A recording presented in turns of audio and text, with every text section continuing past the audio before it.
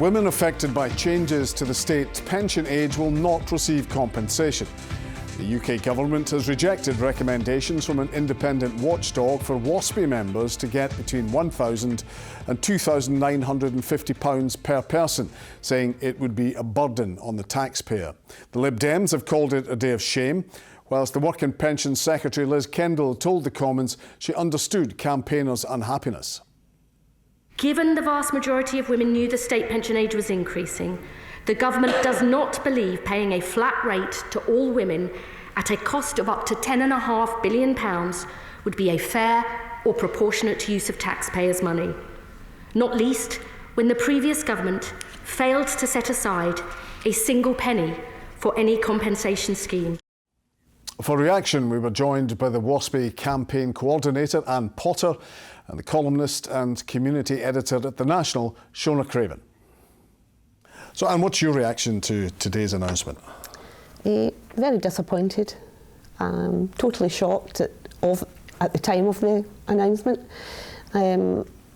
Can't believe what happened, and I just can't believe we were getting no compensation whatsoever. What did you expect from the Ombudsman's report or the reaction to that? The Ombudsman recommended a compensation package of between £1,000 and £2,950, and that's what I was expecting, at the very least. At one point we thought we'd maybe get something in the way of £10,000 plus, but that was obviously not going to happen. But we were quite happy that the Ombudsman said £1,000 to £2,950. Today's announcement completely blew that out of the water, so we're getting nothing, apparently. And Shona, it does seem quite a political risk for the government to take. I mean, I can't say I was particularly surprised by this announcement, because if you look back to what Labour were saying just before the general election in the months leading up to that, they were not making promises about this. And then after the election, we obviously heard that it was a shock to them that they didn't have as much money as they thought they might have had, which wasn't a shock to anyone else. So the timing, maybe, I mean, we actually had a letter to the National just yesterday saying there's been silence on this from a WASPI woman. So the publication of that was timed quite poorly in a way, because the silence ended almost immediately. Maybe they read it.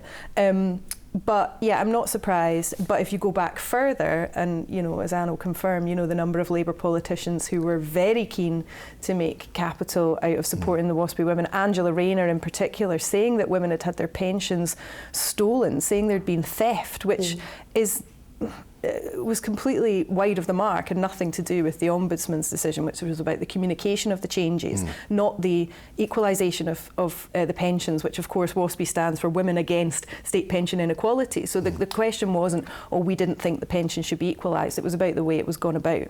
So two very different things, I should say. As you say, the equalisation and then the communication. Yeah, I mean, a lot of the women, I think, you know, weren't happy at the speed with which it was done.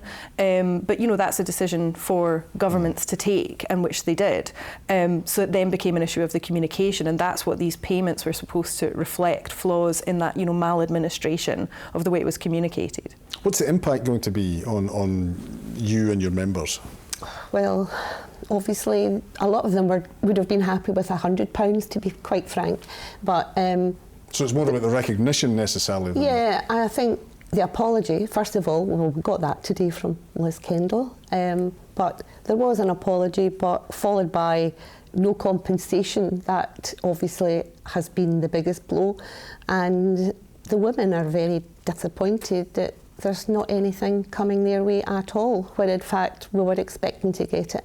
And I think you have to question what the point is of having an ombudsman, because they eventually gave us a result. They said it had definitely been maladministration and that we were due to get some kind of compensation. It's as if the ombudsman didn't exist. If Liz Kendall was saying that there was considerable awareness of the changes to the pension age, and earlier letters wouldn't have made any difference. If you had been in Parliament today, what would you have said in response to that? Total nonsense. There was 3.8 million women affected, and quite honestly, the majority of them, I would say, did not get letters. And I know my age group, I won't go into that date, but I know my age group wasn't even considered in the 6 test cases, and I know I didn't get a letter in 95 or about the 95 changes, and I definitely never got the letter in 2011, and I've been in the same address for 32 years. And what difference would that have made to you? Well, I would have known then, because I only found out that my age had been changed because I saw the breakfast morning news, and I saw the ladies from WASPI Inequality explain that people born in the 50s, or women born in the 50s, were going to be affected by this new state pension age change. And I thought, well, that's me, and I am unaware of it. So I'd made decisions, I had made changes to my lifestyle and whatever, based on the fact that I thought I was getting a state pension at age 60. And I never got it then. I was 66 when I got it. And Shona, the government has come in and said there's a black hole in the public finances. We know some other decisions they've made. Did the government really have a choice? Well, they always have lots of different choices that they can make, and I think politically it's very unfortunate that it sort of looks like they're targeting pensioners. Obviously there's a difference between removing something that was provided before and the failure to provide compensation. It's two very different things, but I think the overall impression perhaps isn't a great one, and I think a lot of people do feel let down, do feel tricked really about this, given how many Labour politicians, both sides of the border, were so willing to stand alongside WASPI women for a photo or to make a pledge. I think it's the optics are very bad, but obviously it seems like Labour are trying to get quite a lot of this bad news out of the way, maybe for a fresh start in January. I think that they're not very strong on communicating about wanting to redistribute money. The whole winter fuel payment issue was about trying to make sure that the most vulnerable people got the support.